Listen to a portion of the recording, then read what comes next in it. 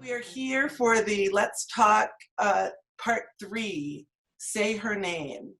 You've heard a little bit about me. I have a few people that have joined me today to have this conversation, namely the president of Montgomery College, Dr. DeRionne Pollard, has joined me. You also heard a lovely musical interlude by Dr. Dawn Avery, who has been a professor of music at Montgomery College since 2001. And we are delighted to participate in a meditation moment led by Dr. Avery. We will then hear from Dr. Pollard, as there are some people on this call that are part of the external community. And Dr. Pollard has been at the college for 10 years now, and she has been an active, very active president in terms of not only managing the overall 56,000 credit and non-credit students at the college, but also the 3,500 employees that we have at the college. She's partnered actively with Montgomery County Public Schools and the universities at Shady Grove in the creation of the Achieving College Excellence and Success, ACES, which is a support program designed to help disadvantaged students transition from high school to college completion. Dr. Pollard also is a member of the Equity Advisory Board for Mission Partners and the Center for First Generation Student Success Advisory Board for the National Association of Student Personnel Administrators. She serves on a numerous of other committees and boards, including locally on the boards of Montgomery County Chamber of Commerce, etc. And so without any further ado, I'd like to have Dr. Avery lead us in a meditation moment to honor the women of color that have been murdered and victims of police brutality. Dr. Avery. Thank you. So this will just be a few moments of a guided visualization. And if you want to close your eyes, feel free. Some people like connecting with the earth. Feel free to do that. It's up to you. But I thought we'd start with a collective breath for those African-American women and their families who have been victims of violence, including those who are part of the movement Say Her Name, which is what we're talking about today. Sandra Bland, Breonna Taylor, Tanisha Anderson, among many others. So I thought we could just take a breath in and out with our best wishes and healing for them and their families. And then I do suggest you close your eyes and let's take another breath in and out as we recognize our own ancestral lineage, our families and friends of women who stand before us, who stand in front of us, who stand behind us, and stand around us.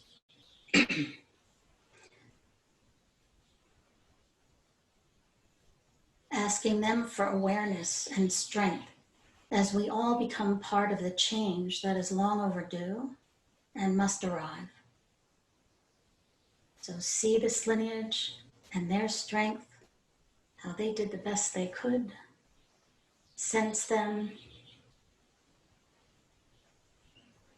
and their support and your support for our children's children's children's children, that they may live in the change.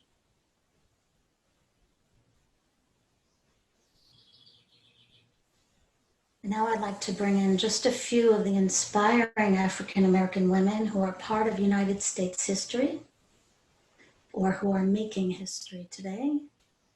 And just imagine their lineage of strong women behind them and what they have brought to their future generations and to our future and the future of our students and their families and on and on. So as I say each name, Just sense them, honor them in your own way, and feel the strength. Phyllis Wheatley, first published African-American poet in 1767. Mary Jane Patterson, first college graduate in 1862. Harriet Tubman, abolitionist and activist.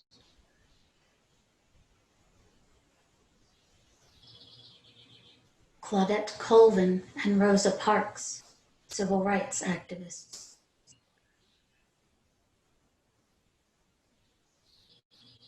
Maggie Lena Mitchell, first bank president in 1903.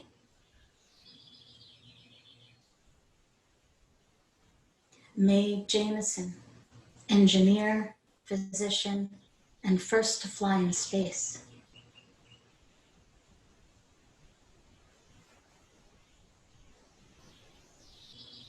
Katherine Johnson, Mary Jackson, Dorothy Vaughan, NASA mathematicians.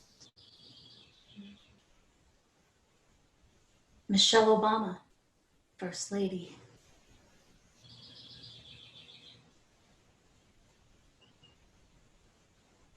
Serena and Venus Williams, tennis champs. If you just entered the room, would you kindly mute yourself? Tamron Hall, broadcast journalist. Jane Bolin, first judge. Queen Latifah, rapper, producer, actor. Oprah Winfrey, producer, actor, media executive. Dr. Pollard, president of Montgomery College.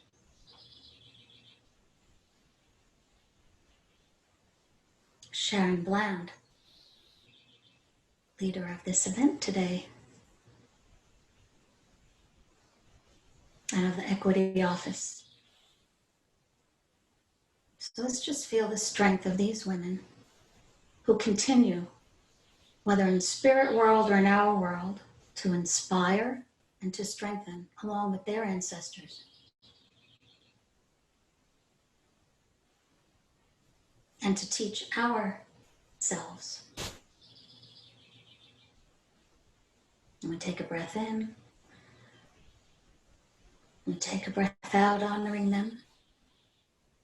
And the last thing to think about for one moment to meditate on, as you may remember these women in the days to come, or work with them in your own meditations, asking them for support, strength, guidance during this important time. How might you be of service? How might I be of service? Through talks like this, through like-minded communities like those at Montgomery College and all over the world that are speaking up, through demonstrating, through donating, through advocacy, through writing, through learning more, finding out where you may be complicit or can be of service, through meditating, sending your best wishes and prayer, through having discussions with your family and friends. So many ways that we may be of service. Something to explore. I'm sure we'll explore that today, but something to explore in your own meditations. And we take a breath in and out. And I thank you for letting me be of service. Thank you so much, Dr. Avery. We appreciate the moment that we have to just breathe. I intentionally had these conversations during lunch when I hope that people have a moment to take from their busy days. And the Say Her Name movement was started for a reason. The reason being that we forget the Black women that have been killed by police. Dr. Andre Brown will share with us what some of the lessons we learned from and discussions we had from Let's Talk Part 1 and Part 2. And he will be followed by Captain Sonia Pruitt, who is, I believe, in her last day of serving on the Montgomery County Police Force, and will be has joined Montgomery College as a criminal justice professor.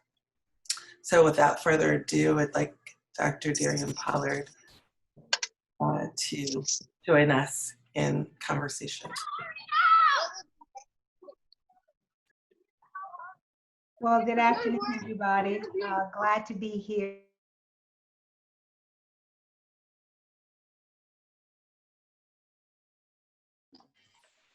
There we go. Well, good afternoon, everyone. I'm delighted to be here, and I hope that you are as well. I first want to thank our Office of Equity and Inclusion for crafting this forum. It's a space and place that we needed, and I really want to thank them for the deliberateness in the design. And I want to just also thank Dawn. Dawn, you blessed me this afternoon, and I have to say, it was deeply meaningful. As you were saying the names of the various women that you recognize, I was saying Ashe after them, lifting them up and recognizing.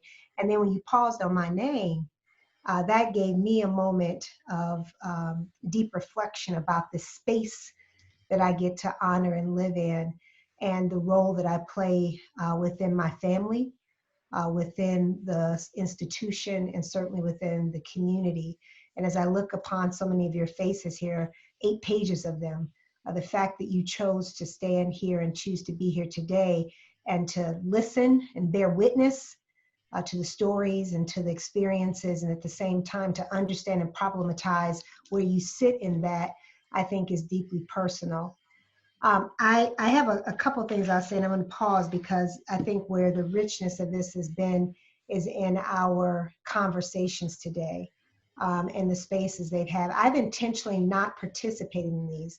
Shannon and I were talking that this is the 3rd one, and there have been a lot of folks who said, well, where's Dr. P? Why isn't she here? And I found 2 things, 2 reasons why. One, for me personally, these issues have been very personal. And I also know that as a result of that, I have to grapple with DeRionne, who she is, and how she represents and shows up, because I know inevitably that influences the organization, and I have to be thoughtful and deliberate about that. The second is I know the conversation is different when I'm in the room. I recognize that. And I oftentimes know people are worried about what they say, what they think, how they say it, and is it going to be as intentional? And I didn't want people to do that, because I think in these first several weeks after George Floyd and Breonna Taylor and all of the men and women that we stand in recognition of what's happening that brought us to this space, I knew that people need to have a space where they can feel safe and learn, and not have to worry about necessarily how they say things. So I chose, and I told Sharon, I won't be in these yet because I wanted to give the space. But then I would also do this and that come to the last one if she actually said, well, can you do the last one? And I said, well, first of all, it won't be the last one, Miss Sharon. I said, because we recognize the college needs to have more of these, but I'll come to this one now that you've established some presence, because this topic is important to me. Obviously, I don't know any mother that didn't cry or gasp audibly when they heard George Floyd call for his mother. And for me, as a one mother to a brown boy, I inevitably had a moment, and will continue to have a moment. I have been writing and meditating a lot about that moment. But for every time I think about George Floyd, Trayvon, Tamir, all of them, because the list is getting longer and longer and longer, I also think about the number of Black women who have been adversely and tremendously deadly impacted in these encounters oftentimes with police. And I thought about how often their voices and stories aren't heard. So much so that you saw a movement that even started that said, say her name, to lift it up, because we were easily able to call out so many other names, but we didn't call out Sandra Bland. We didn't call out the names as deliberate. And it reminded me, those of us who, I taught women's studies for a while, and there's a great anthology of books edited, an anthology of Black women's studies edited by Gloria T. Hall. I'll put it here if anybody ever wants to see it, but the title was so provocative. It says, all the women are white, all the Blacks are men, but some of us are brave. And this collection that was published probably 25, 30 years ago talks about, actually published in 1982, so more than that, seemingly that when we talk about issues of gender in this country, we typically see that through the lens of white women. When we talk about the issues of Blacks or African Americans in this country, we typically see that through the lens of Black men. So where do Black women situate themselves in this conversation? Where do we exist? How do we find resonance oftentimes in these spaces?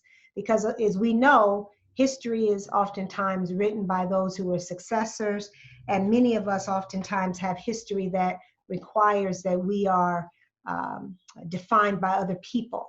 Toni Morrison had this phrase where she called it, definitions belong to the definers, not the defined. And for us, when we're having conversations about the state of race in this country, we talk about perceptions of police and policing and its impact on various communities. For me, having conversations about Black women cannot be ignored. So that's why I'm here today, to enter into a dialogue, to learn with and from you, and at the same time to hopefully have and be able, if you will allow me to also have a safe space to think and emote, because these issues are as equally fresh for me as they are for many members of our college community. So thank you for being here today, and thank you for letting me be here. And I look forward to today's discussion. With that, Sharon, I'll pause.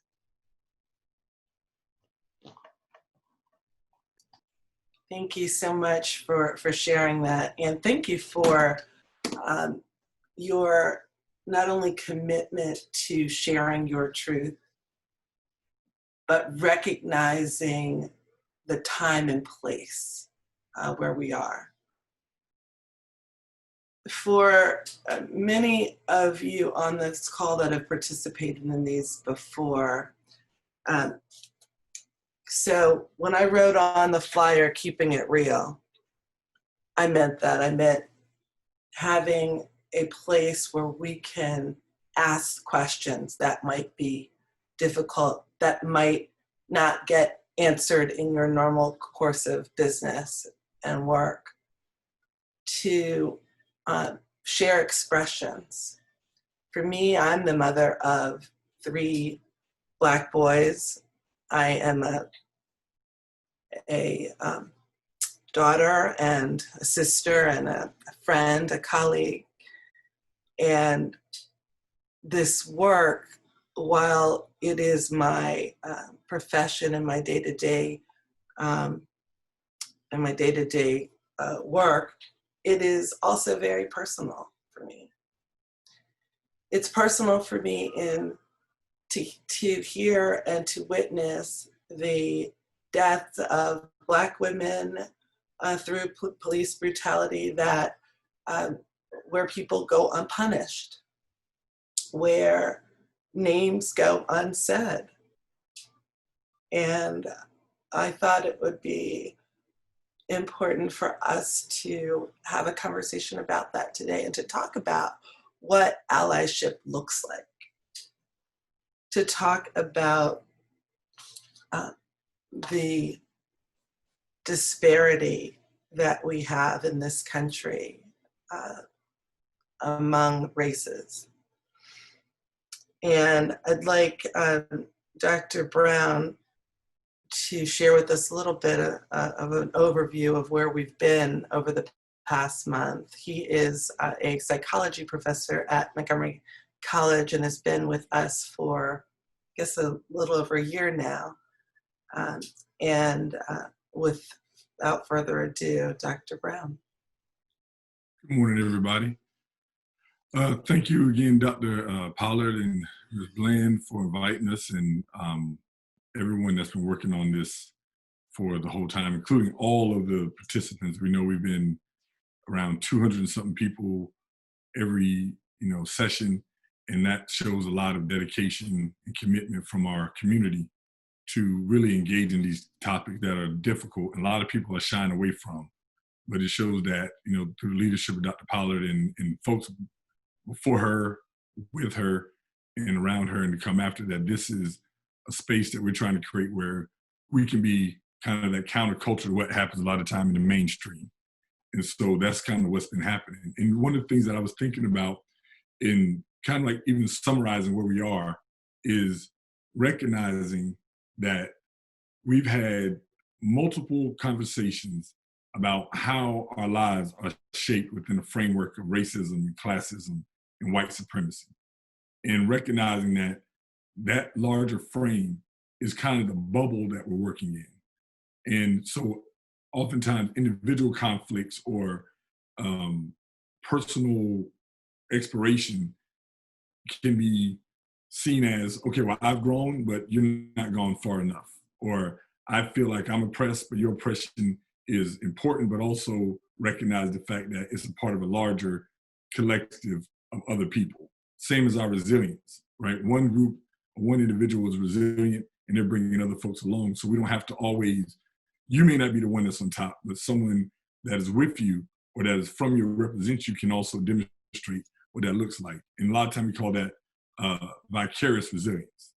And so a lot of time we have vicarious trauma, which is what we've all experienced. We've all been experiencing it. And so one of the notions that we put out is, this is not new, right? To act like, women having to fight for their name to be recognized is new to any movement, is not honoring the women that have had to sacrifice to be named in their movement.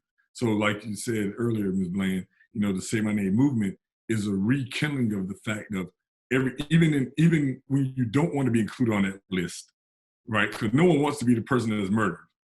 But even if you are, you still have to fight for your name to be in that space. And that's the constant battle that we're all fighting for, is the fight for, for voice, for vision, for a sense of efficacy, to be able to own ourselves and own our own bodies, right? In our own lives.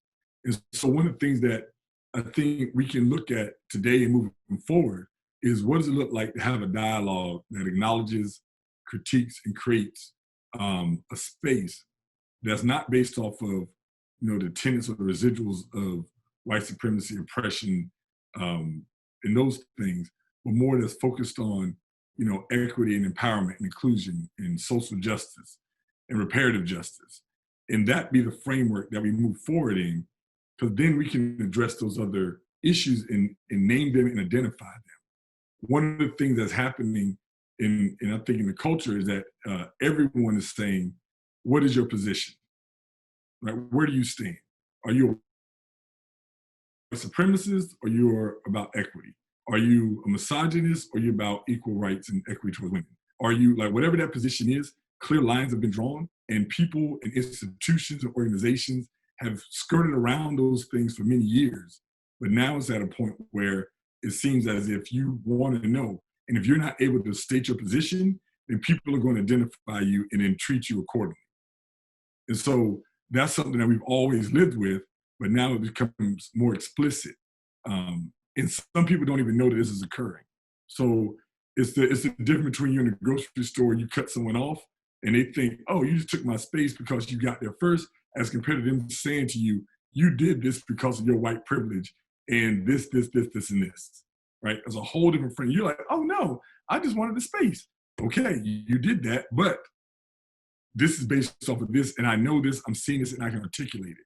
And I think one of the things that I'm gonna stop is, as a college community, is being able to create the dialogue and the leadership of the students and the faculty to go out into the community, into our families, right? A lot of the conversations that we're having, are based around the community that we have on the screen, but also these are the conversations we want to have at home, right? What do you tell your mother when she says something that's homophobic, right? What do you tell your dad when he, makes that racist joke that he's always made, but now it's really not as it never was funny, but now you understand why it wasn't funny, right? Do you invite your aunt to your house knowing that she's posting things on Facebook that is undermining your friends and your families, right? And so those are the conversations where we are. And as allies, as a collective, a multi-racial, gendered, very diverse community that we're part of, is how do we all hold our space, challenge each other, and support each other with the vision of moving together as a collective? Because we can't really afford to leave anybody behind unless they choose to step off. Right? If you choose to go a different direction, then we got to let you go. But if you're willing to stick into this fight, then it's up to everyone to bring you forward, even if we really don't want to. And I think that's the part that a lot of times, even looking at, the theme around Black women, is they've had to carry the shoulder of America, right? They fed us, they bred us, they've done everything we can think of, and still they're in positions of leadership where they're being questioned about being able to do that if they're not secure in those positions. And so that's a burden that, as Dr. Pollard spoke about, people want to hear from me, but at the same time, I got to deal with my own son and what their reality is for my family. Now that I've gotten some perspective on that, I'm willing to be here and put myself in a position, not for me, but for y'all, right? And I think that's the theme is for everybody, but there's a level of, I'm imagining, my interpretation is, some of the conversations that we're having, she's already had. She's been doing this for years. She's making herself available for us, and we're all are making ourselves available for each other. So those are some of my thoughts about where we are and where I think we're moving towards. Thanks. Thank you for sharing that, Dr. Brown. There have been a couple of questions that have come to my inbox and the chat, and frankly, how we even got to this conversation today. Because of one question, this one question was, can you name 5 Black women killed by the police? Can I, in particular? Well, this is a question for the group. Okay. That is listening. And I say this because we so often hear the narrative of say his name, and we can name the Tamir Rice. We can name obviously George Floyd, which brought us to today.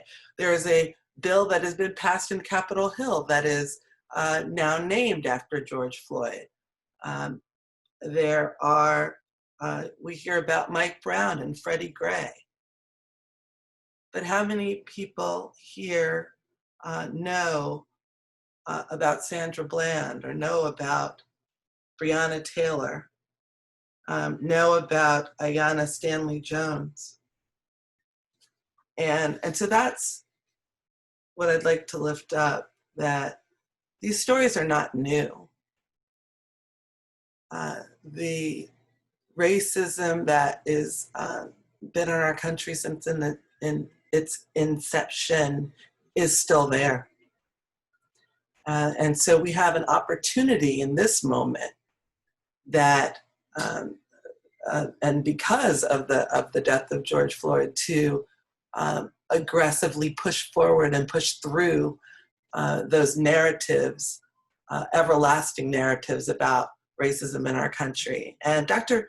Pollard and I were talking about what it means to be an anti-racist.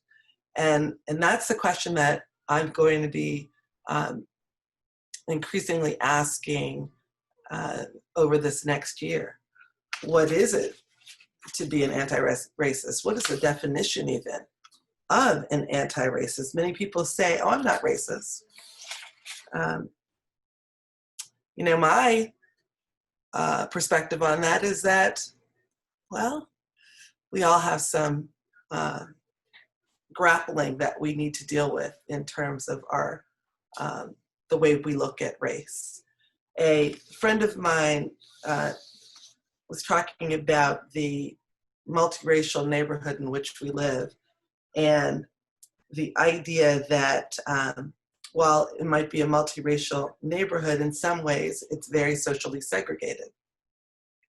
How many of you, and this is a rhetorical question, but how many people have dogs that they walk, and when you walk your dog in the neighborhood, you meet your neighbors, and those can often lead to really well-developed friendships, and coming over for coffee, and meeting at the dog park, and becoming sort of a neighborhood watch, because you're walking through the neighborhood and seeing the happenings and goings-ons at many homes. But there have been many articles written about the multicultural people in those same neighborhoods that have not been included, that may live in a multiracial environment, but 70% of their friends and close associates are of their same race, up to 90% in some areas.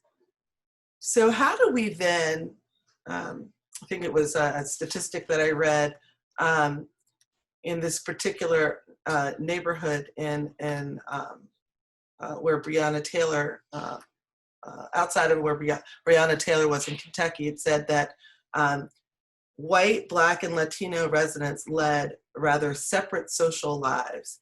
86% of white people said their closest friends were white, and 70% of Black residents surveyed reported that their best friends were Black. One Black resident lamented that neighbors weren't as friendly as I had hoped and thought they might be, or at least the image I had in my head of what friendly would be alike. So I'd like for us to talk about now these and others questions that you may have, but really about how do we then take this moment and talk about race in a way that we are not just giving it lip service, but digging deep. So with that, I think there are a few things in the chat. Jeanette, do you want to lead us through that?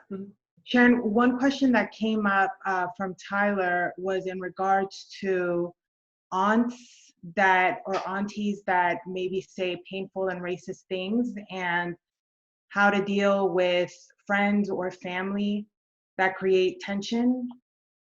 So that's in the chat right now. And Dr. Pollard responded, Tyler, that's a difficult situation. What I hear you saying is that your aunts say painful and racist things that create tension for you. You can either confront or remove yourself from the environment and explain why. Then Tyler also, thank you, Jeanette. Then because a lot of people must have been writing to him, so he's giving more detail. And he talked about the fact that it's a bit more complicated because he's the foster children of multiracial children. And he's not sure if it's fair to his children or the community. So I started writing, and then as soon as you responded, Jeanette, I decided, because here's the thing, your first job, at least I believe, in this situation is to take care of your children. And every child deserves to grow up in an environment where they feel safe and feel valued. And there's no way you can feel safe or valued in an environment where you're hearing someone who is supposed to be a family member discredit, discourage, outright speak painful things about your existence. So I think, Tyler, for me, there's only a couple of things I think you can do.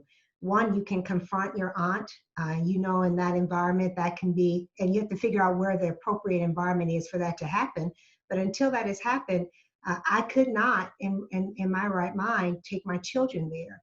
And I think you have to, decide where that line is. And I think for a lot of us, we oftentimes say, I'm going to, I can put up with a lot.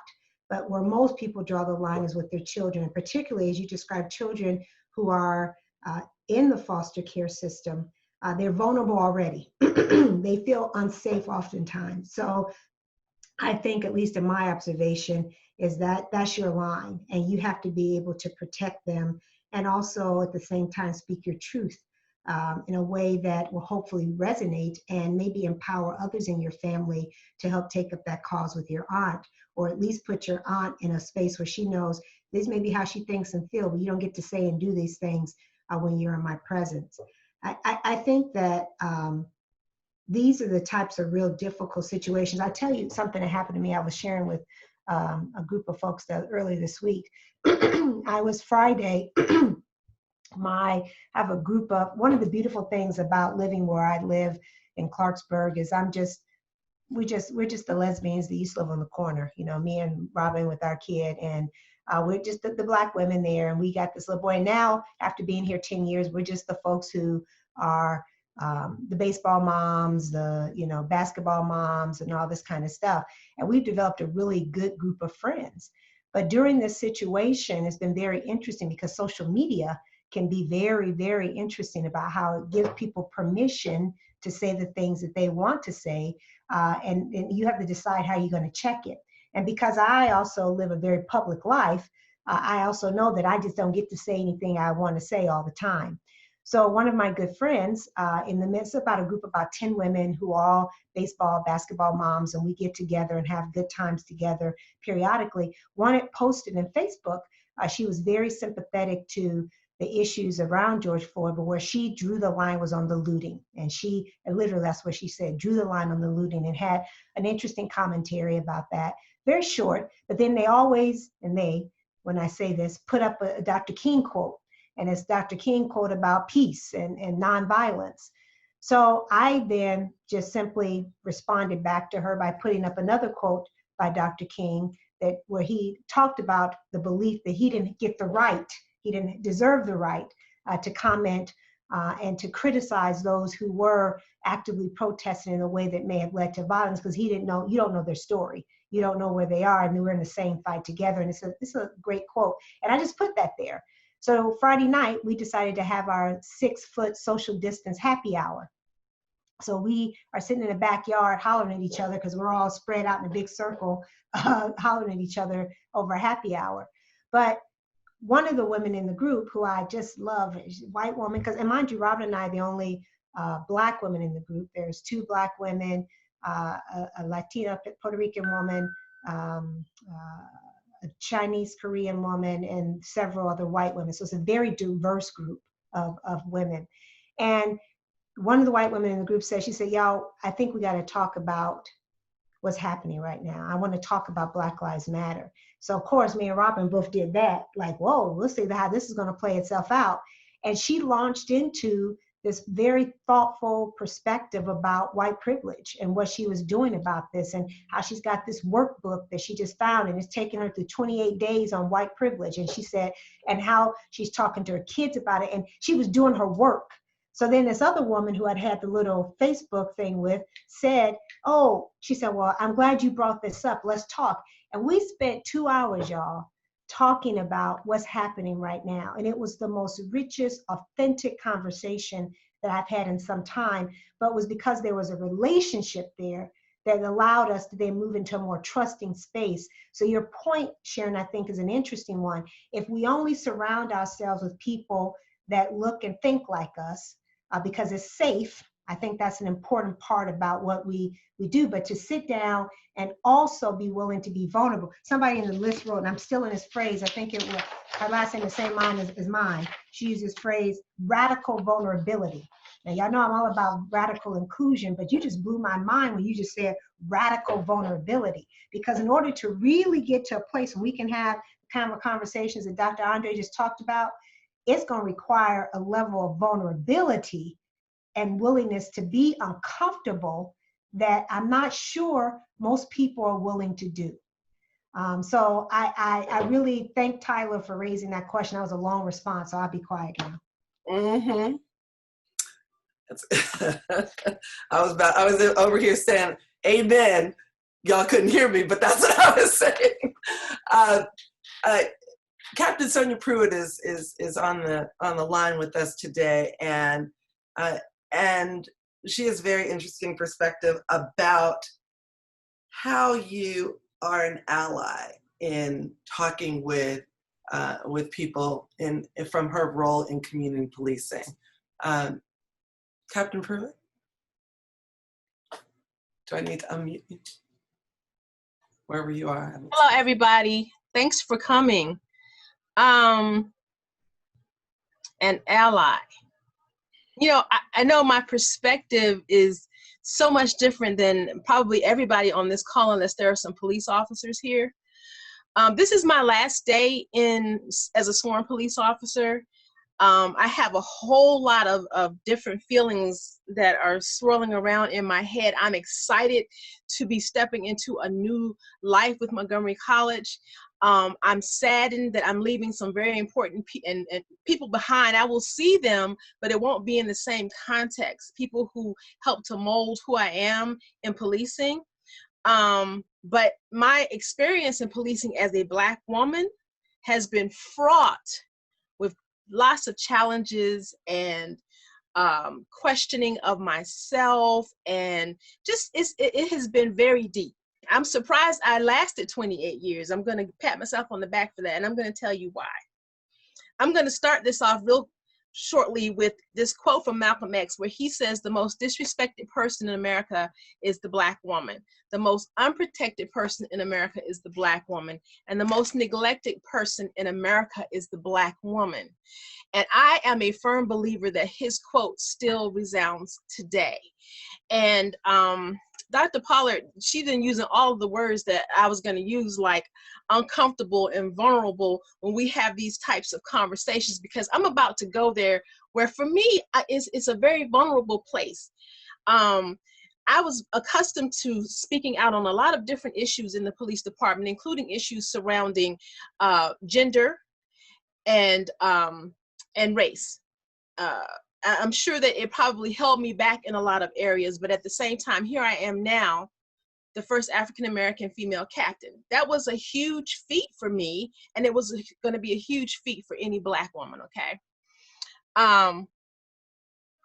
The difficulty for me is that my job as the director of community engagement, I had to dip into some things that really made me uncomfortable. I was accustomed to dealing with my community. I knew that the richness of what I was trying to accomplish as the director of that division would be in approaching these vulnerable communities in a way that they had not been approached before. But then on the back end, there were people who were like, well, we just want to do coffee with a cop. So I was looking for quality.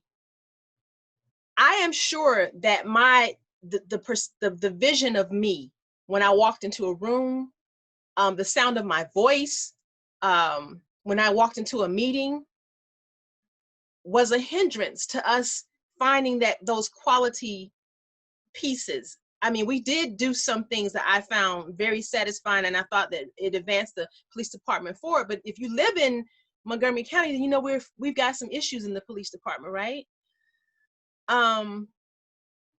As a mother, I know I'm kind of jumping around a bit, but I feel like this is a great time to share. And as a mother of two 16-year-old sons, many a day I would leave work and go home and say, okay, I'm not quite sure where I belong. I don't quite belong in the group with white women. I don't quite belong in the group with Black men, and neither one of them are giving me any space or time anyway. So I'm going to have to create my own space. And I also have to understand my own value and be cognizant of my own identity and the role I play here. It was a lot. I have story after story that I won't bore you with here. But what I will say to you is this. We're here because of the thought that we don't say her name enough. And so I want to challenge everyone to understand that when you see someone who looks like me, my hair, the color of my skin, I don't want you to say that you don't see race. I don't want you to say that you don't see gender. I need you to see me. It has been a long 28 years of not always being seen unless I put myself right there in the middle of it so they could not turn away. And so when we talk about these women who have had interactions with the police and they died, that's what we're talking about. That they weren't seen. They weren't seen as human. They weren't seen as the queens that we are, carrying the world on our shoulders. So let's be real. And when Dr. Pollard talks about having these conversations with people that she can trust to have them with, that's where we need to be going. We need to keep driving and keep driving it and keep driving it until we get past that uncomfortable piece where we're at the rich part where we can do this work. So I hope I wasn't too confusing. I got a whole lot of stuff out all in that space. So thank you so much for listening. And thanks again for coming. Thank you, Captain Pruitt. I mean, man, that was rich. It was honest, and I loved hearing your perspective. There are a couple of questions that I do want to get to. Saul Goldberg, I believe, has his hand has his hand raised. And I do want to address something that you did say. So I'm going to get to Saul, and then I want to come back to something that you mentioned, Sonia. I raised my hand in the beginning because of the background noise. I was trying to get attention. I just lowered it a minute ago. I'm sorry. Oh, okay. All right. So Dr. Brown, I believe, also put something, Monica Brown put something in the chat about color blindness. and I think you wrote being color brave. I want to address that because a narrative that we often hear from white people who think that it's a good thing to say is that, oh, I'm colorblind, I don't see color. All people are the same. And let me just say to you, see color. All right, I want to say that. I want to declare see color, because when you see color, you see the person, right? You can't, it is very difficult to say for Black people when they hear, if you say you don't see color, it really just means you're not paying attention and or valuing my my personhood as a person of color. So I want to say that. Another thing that someone mentioned to me, go ahead, Dr. Pollard, I see you about to say something about that. I'm sorry, you know me too well, because I was sitting there thinking, because what it also says is that then I don't see your lived experience as one that needs to be recognized, because therefore you see it as there is some universal experience that you do see as one that's common, and there isn't. I think the existence of certain populations in this country dictates by the very fact of their presence in the room would suggest to me that, you know what, I can't just simply see them only as this. I don't see color means I ignore the dimensions and depth of your humanity. When I walk into a room, there's no way that people don't see that I'm a brown-skinned girl. There's no way they can't see that. The difference is that then do you think that because of my experience, is my experience worthy of your understanding what it's like to be this brown-skinned girl in a community where I may not be the representation of what you expect? We've talked about this, several of you have talked about it. There ain't a lot of Black women who are sitting in this position that I'm in. And certainly at some point, not even at my age, although I keep getting older, I don't know how that happens, but there is a different level of expectation about dismissal. Oh, how did she get here? I had a former superintendent of Montgomery County Schools ask me, how did I get this job? Yeah. That was how he said it. How did I get this job? I said, I'd like to think because I'm brilliant. I'd like to think because I'm well qualified, and I'd like to think that they saw the potential and what I would do for this work. Now, that's something I think is very important to think about when you walk into a room and we talk about privilege. I recognize there's a power privilege that I get to have. But at the end of the day, when I walk into a space and I was doing this county, I didn't care that I came in as the president of Montgomery College. I was still a little brown girl that's trying to figure out how she got that job. When you walk into a space, are you still that articulate? Or are you really as smart? So somebody, a couple weeks ago, we were having a moment, and I thought Dr. Benjamin or somebody sent me a note and said, how you doing, sister? And I remember that conversation because I just wrote back, I said, I'm doing better than some people think I should be. I said, but I'm all right. And I think at the day is that oftentimes there's this exhaustion that comes from being in my skin. So when you say, I don't see race, you don't see the complexity, the depth, and all of that I bring with me when I step into a space. There's not a day that I don't get up thinking and knowing that I'm a Black woman who is living this life. So I think that is part of when we hear that conversation, I don't see race, particularly people who think that it is a compliment or it's a affirmation. It really isn't, because it says that you're not seeing everything that I am when I step into this space. So that I had that reaction. So you saw me lean in, Sharon. Yes. Thank you for Thank you for that. I'll mute myself now. Thank you for that. There is another question that came up, which is similar in some ways, that I wanted to get to. A colleague sent this to me about how one talks about, with their own friends, families, colleagues, about race when they're white. So how do you then say to a person, that what you said wasn't really right, or what you said wasn't cool, or, that was disrespectful. And yes, I do believe that Black Lives Matter, because, there's a whole narrative around, well, all lives matter. Well, of course, all lives matter, but that's not what we're talking about right now. We're talking about Black Lives Mattering, okay? And so if you get that into you get the words that are necessary to say in your lexicon, this work requires reading. It requires your own research. And I was preparing this flyer today, or a couple weeks ago, and one of our colleagues said, well, are you going to put any context around say her name? And I said, no, I'm not, because people should do their own research to find out why I said say her name. What does that mean? You put that in Google. Everybody on this chat right now, put say her name in Google, and you will come up with a whole plethora of information. That's the same thing I had said in the previous talk that I had of what's up with Karen.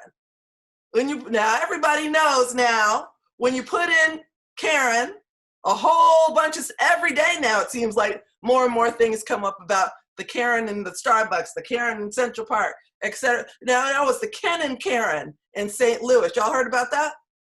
Right. Okay. So these are the things that that it is uncomfortable. Yes, it is. And I know it is. And please call me if you need some help personally. But we have to get beyond where we are right now and start to talk about these things. And we have to start talking about,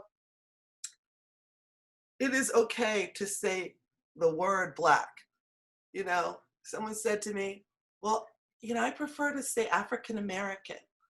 And I said, well, my grandmother from Barbados, who came straight here from Barbados and considers herself Bayesian, and is proud about it, would be very unhappy for someone to say you're African American, because she is not. And for us, breaking it down to where our students are, and frankly, people in our own community in Montgomery County, there are a whole bunch of people that are African or Black that come from many other countries and haven't had the segregation pass with slavery that we've had in this country, but are affected by it, and they are viewed as no different than any other Black person that people see in this country. Okay, with that, I'm going to stop for a minute because I see a couple other chat questions, Dr. Brown. So let's push it to, so that I think it was a great question. So let's hear from some of the other folks online about what are some strategies to talk to your to challenge your white colleagues. So let's hear from some of those voices. People can give some advice about how to do that. And also, as we move through that conversation, I think one of the things that we can think about is what are some of the experiences or things that we can even think about doing around supporting women on campus, right? To bring it more personal to us on campus as students as faculty, administrators, what things can be done, should be done as a collective and individually to push that narrative as well. So those are two points I'm seeing that we can jump into. So first, some feedback around strategies for challenging white allies, or challenging people as an ally.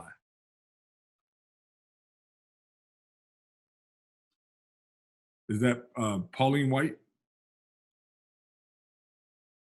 trying to speak? Me again. I think I spoke last time as well. So please tell me to shush. I think,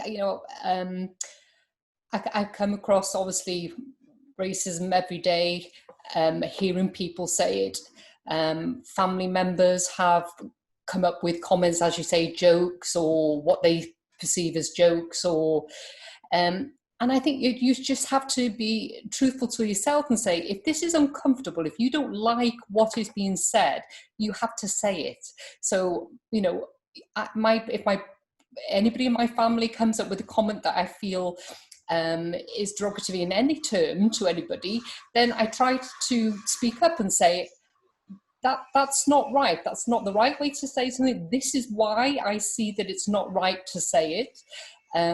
Most of my family and friends now know that if a comment comes up that is racist or of any way, I will speak up. And they know that. And I try to be authentic. I try to get my daughters to, if I say something that is not right, for them to pick me up as well, because it's important. I'm obviously not perfect in any way, but it's important for them to pick me up and for me to not see it as a personal attack, but I'm going to get it wrong sometimes. So I think you have to be vocal, and you have to say, no, that isn't right. I don't like that. That's not the way that we should be speaking, but explain to me why you feel that way and let's have a conversation. But I think you have to be all the time truthful to yourself and truthful to others, so they see they can talk to you, even if, as I said, you don't like what they say. We need to know what their thoughts are. So the only thing about how things are now, when we've got this polarized, is I can see more people who have racist comments and racist thoughts, whereas before I didn't even know that they thought like that. I have to know who they are. I have to see who they are to have that, start having that conversation. All right, good point. Good point. And one of the things about your conversations, the more you have it, the more easier the language becomes. Because first it takes a second to find the right word, then you practice it, and then the expectation is, I've been in spaces where comments have been made and I didn't say something quick enough, and people were on me more than they were the person that made the offensive comment. Because the expectation is, I should have said something, and if you're not that person, then that's a good thing. And I had to kind of like, well, I didn't even say it. But then I'm like, you know what? I should have been on it. So that's a great point, Pauline. Like, the more we talk, the more we engage, the more we hold ourselves accountable and create that accountability circle, the more we're able to kind of push things forward, even when it's uncomfortable. Yeah, and it's doing the work. That's what I love about what both of you are saying. We expect, Audre Lorde had this great quote that she always said, there's always oppressed populations who expect to do the work of expressing their humanity to other people. And that's a paraphrase of the quote. It's a beautiful quote. But what I find to be so remarkable about that is that we somehow think we give people a pass when we always have to be the ones that say, oh, teach me, teach me, teach me. The reality is that, yes, you in a space, Andre, there should be a you who can say what you say. But you know what? Y'all, sometimes it's tiring. Sometimes it's exhausting. Sometimes being who you are in the spaces you're in is exhausting. And it would be lovely to have other people kind of say, I'm gonna fumble through this, but I'm gonna try and work this out and talk about it. Anything that you start to do and do it on a repetitive base. Y'all know I'm all into my fitness thing right now. So I work out me and my elliptical. I mean, it's like I'm having a moment when I get on my elliptical, and now I'm on level 18 or 20. I'm going an hour. I'm like, but you know what? If I had done that a year ago, I'd be dead, right? But now I'm able to get on here and work it out because this is what I put the time in, I put the energy in, I've developed the skill set. I know what it means when I see that heel coming, how to pace myself. I know what to see in terms of my heart rate when I'm doing that.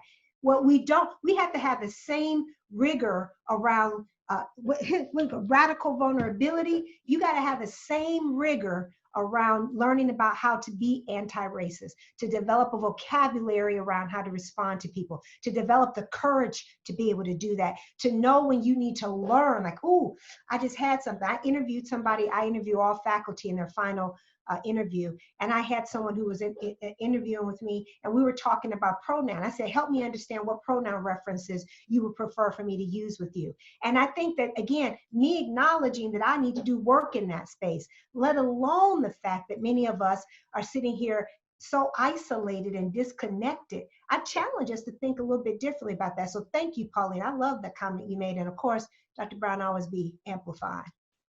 Okay, I'm quiet. So two people with their hand raised. Sizzy?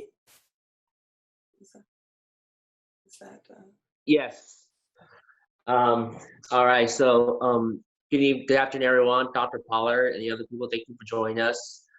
You know, recently it's just that, you know, that we're trying to deal with some racism against gender, racist and sexism whenever where people gender are. For example, I remember a long time ago, I've been watching Ruby Bridges, which is just, you know, been emotional movies I've seen. You know, when Ruby just walked out of school, there's like protesting is because of her different group of white people trying to discriminate the African American people. But you know, this is just simply not right. And well, over the weekend, one of my friend who taught a student in South Carolina, she just lost some of her students in the boat flowing recently. Is because of the situation. You know, for me, this is just not right. And if you see every groups of African American people like who are really scared about walking in school or college, you know, people are just worried about if they're being discriminated from the professors or teachers or from the students about what happened, like if they had the score drop down or they don't get accepted into like qualifications because of the gender. This is basically not right. And other day is that I went to the Rockwood protest. We trying to speak up and tell the communities how we support groups of the African American people about making sure police doesn't discriminate anybody, including racism, especially for discriminating Asian Americans. You know why? It's because this is simply not right for anybody to discriminate some people across schools and the communities, you know? This is what just happened when people are just like, you know, fearing, living a life in the poor poverty areas. And it's just because like, you know, some people have to live in a different areas because of the different gender. right? Yeah, And I really right. appreciate your point, because one of the things you amplify for us, and so when our students talk to us, we need to listen about what happens in the classroom. And I think Professor Feinstein in the chat also kind of illustrates this idea of the tyranny of low expectations. Oftentimes when students walk into the classroom, we see them and we assume something about them because of how they look, how they present themselves, all the types of things that you were just mentioning. And I think that this idea of how we use our own privilege and power in these situations, because, and this is, well, every faculty member that I've interviewed, they know this. I ask them, what do you do in your classroom? Because we spend a lot of time talking about institutional structure. So we done put a coaching program here, a center for that, a center for this, and we have brown bag this, we have that. But at the end of the day, if a student is going to be successful in Montgomery College, they don't have to go to any of that, but they got to go to the classroom. If they walk in that classroom and they have an environment where they're walking in with low expectations because they think other people have a low expectation of them, you just manifest the cycle that perpetuates time and time again. So the idea of knowing what a student brings into the classroom with it, using your power and privilege in a way to empower that student in a way that may meet them where they are, may not be what they thought they needed, but you're going to help meet them where they are and listen to them about their experiences. I appreciate that comment. I'll be quiet now. What's the next question? Nancy. Newton. Yeah, sorry, I was just going to back on what Dr. Pollard and Pauline said about it's up to us to educate ourselves as white people and not to expect our Black and brown friends and family to educate us. And I learned that I've been married today for 20 years to an amazing Black man. My anniversary today, yay. But it wasn't until about 3 or 4 years ago when I was in a training with a colleague, Latoria, and she said, she made a comment that really made me stop. She said, I am tired of having to educate everybody. And I was like, I thought about it, I was like, I didn't even think about it. At the time, I'd been married for 17 years to a Black man. I had a really close relationship with my Black family and friends. And I was like, she's right. Why am I expecting other people to educate me? That's just not right. And she said, I'm exhausted. And I apologized. And from then on, I am educating myself and I am making it my mission to educate other white people because we have had this privilege for way too long. It's about time we started using it for the greater good. Thank you so much for that, Nancy. And There happy was- anniversary. There was a question that came up earlier. How do you balance the need for self-advocacy with the angry Black woman stereotype?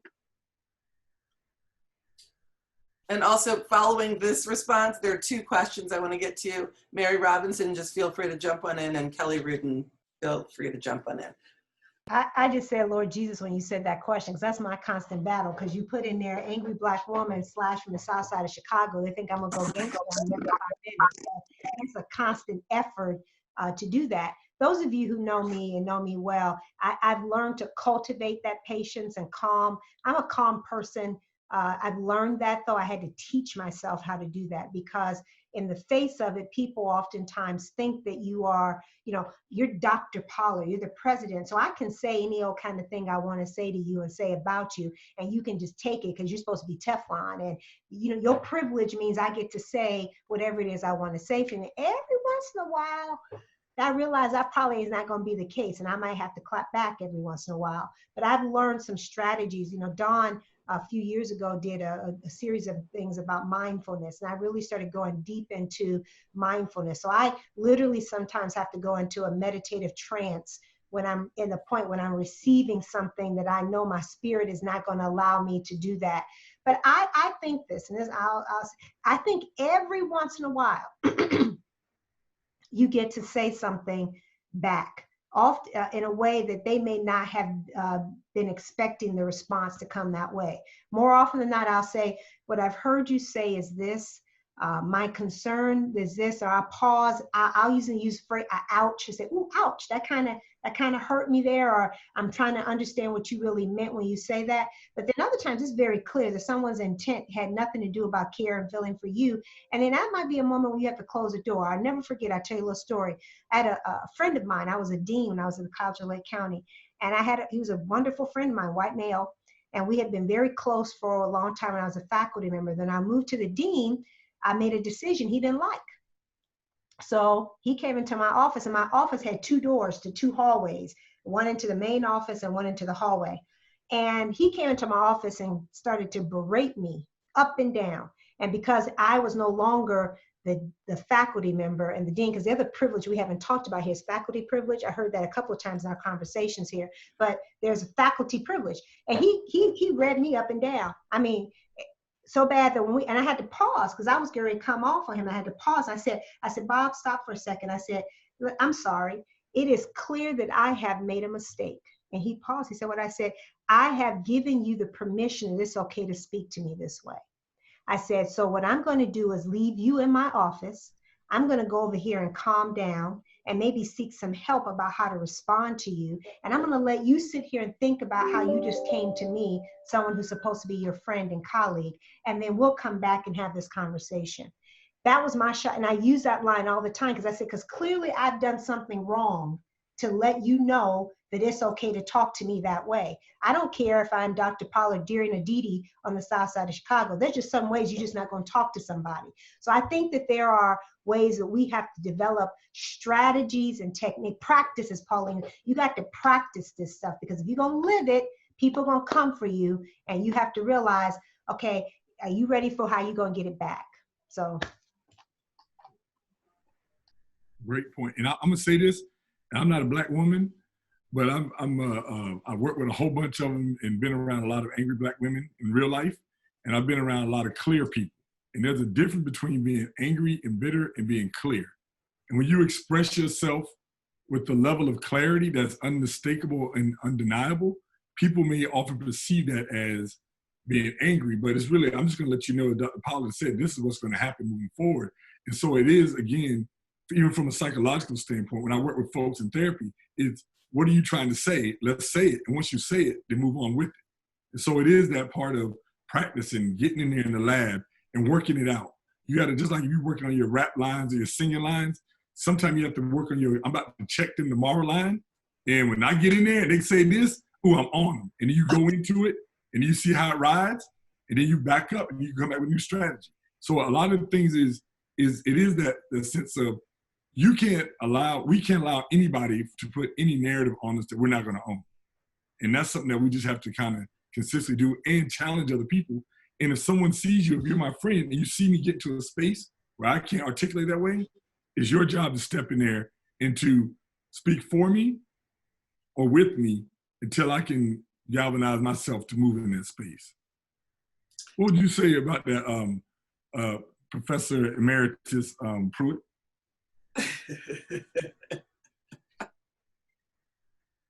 Unmute yourself.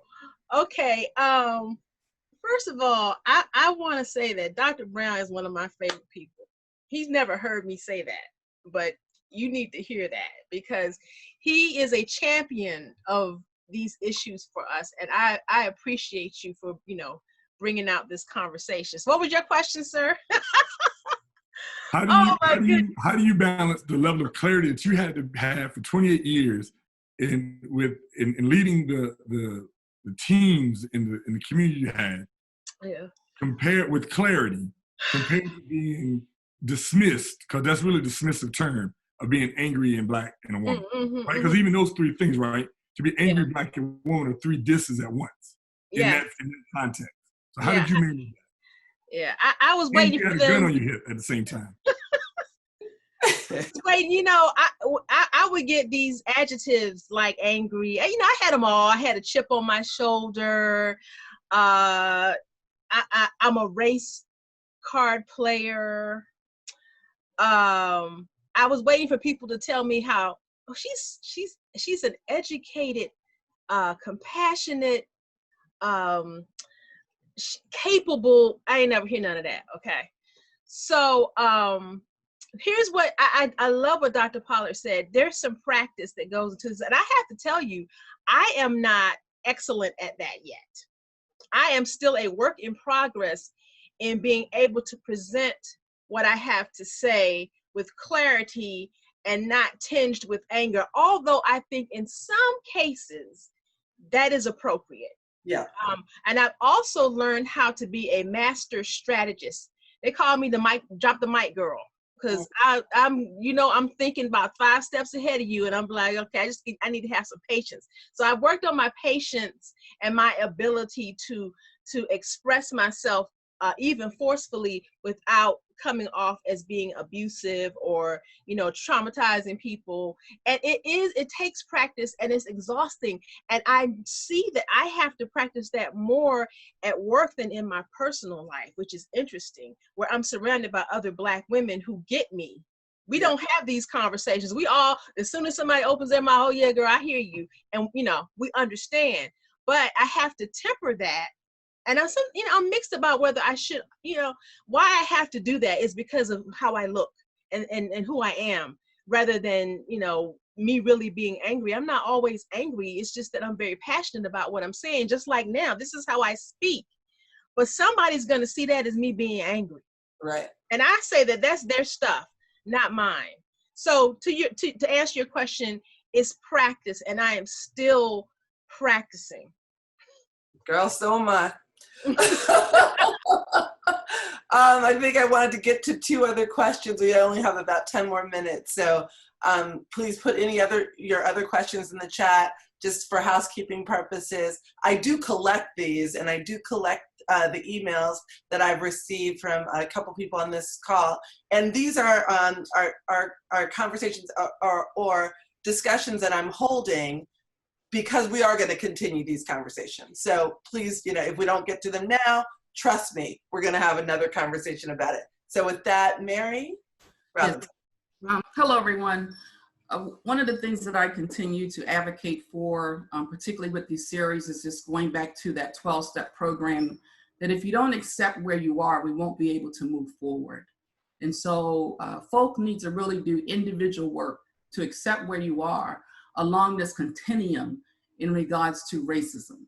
And if you don't accept, then you can't move to the next step of the process.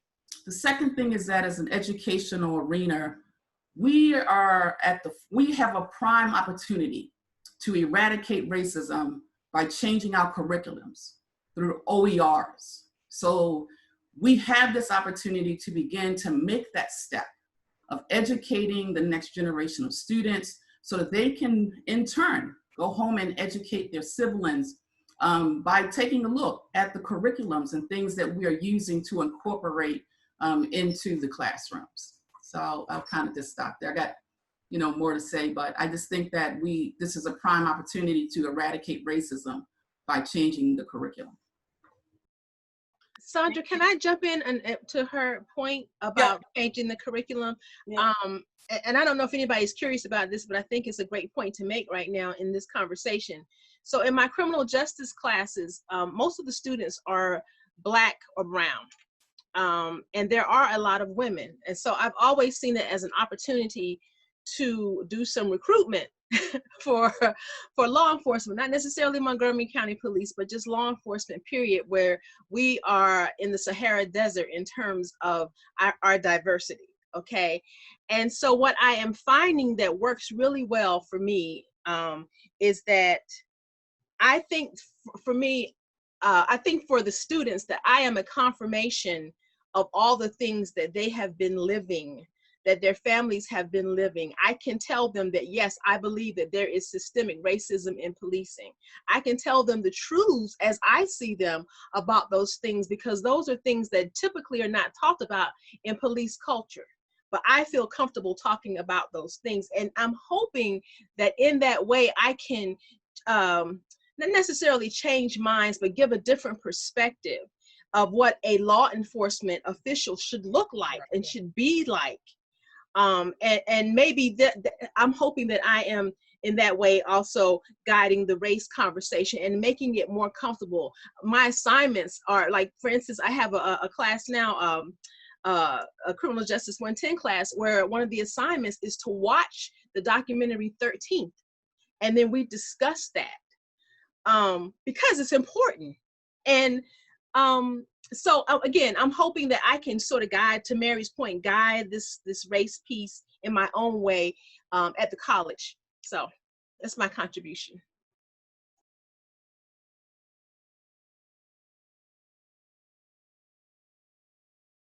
Thank you for that so much, Sonia. Kelly? Rudin, I think you. Yes. Yes. Hi. This has been amazing, and I've cried through half of it. So thank you all, and thank everybody for your bravery. I get to talk about race a lot in class because I teach world history, so it's always there. And students know they can talk about it in a lot of different ways. But one of the things I wanted to say about having conversations, especially with people, with white people who maybe even think they're woke but aren't, is not trying to appeal to humanity. I mean, you can do that, and sometimes it works, but to discuss wealth inequalities in this country and give very specific examples of not income inequalities, but wealth inequalities between somebody who's, say, at my position and a Black woman who's at my position, and the difference in the wealth. Also to discuss redlining and how redlining has existed historically and how it's coming back now, and very, very specific policies that you really can't, people can really visualize and see. And it's amazing how many people don't know about redlining. And it's amazing how many people don't know that the wealth discrepancy in this country is, you know, African Americans or Blacks will have 1/10 of the wealth that whites will have. Right. There was just an article, in fact, about that, Kelly, that I wish I could find right now to put in the chat to amplify your point. But it was, I think, in The Economist or Forbes yesterday that said that it was $17,000 was the annual Black household wealth versus $170,000 for white household wealth. So that really, to me, amplifies your point. We are unfortunately 3 minutes from the end of our conversation today. So I am going to take this opportunity to ask if there are any last questions that you'd like to put in the chat, and then I'd like to just any last minute comments from Dawn, Andre, Sonia, DeRionne, about where we are today and where we can go. We've talked about the relevance of this movement. We've talked about some ideas that we have for action. We've talked about keeping it real, and we've given some ideas about being allies in terms of talking through these matters with people that are around us and in our spaces. So if there are any other comments to add to those things, that would be great. Also, if everyone can fill out the evaluation, I just put it in the chat. Thank you. Thank you.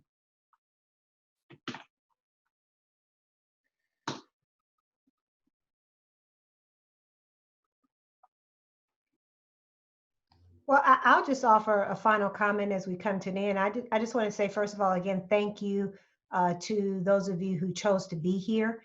You're all in a very intentional space. And for that, I celebrate your radical vulnerability. I celebrate your courage in choosing to be a part of this growth experience. I also want to thank Sonia and Andre, who have been doing this work. Sharon, this is exceptional. Jeanette, thank you all for that. Ms. Jackie, who handles on the back end.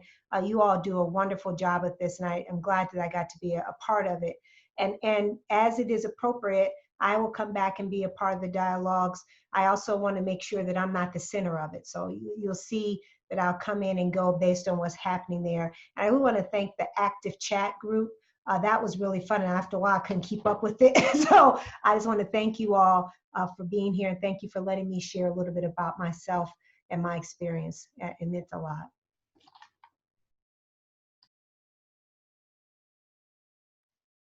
Okay, well, with that, I will. It is 1:30. I will end with Dr. Avery. We'll close this out with some music, and you will be hearing from me in August about the next series for the academic year of 2020-2021 of Let's Talk. And if you have any suggestions or recommendations or things you want to talk about, please let me know. We will raise them and talk about them in this space. Thank you.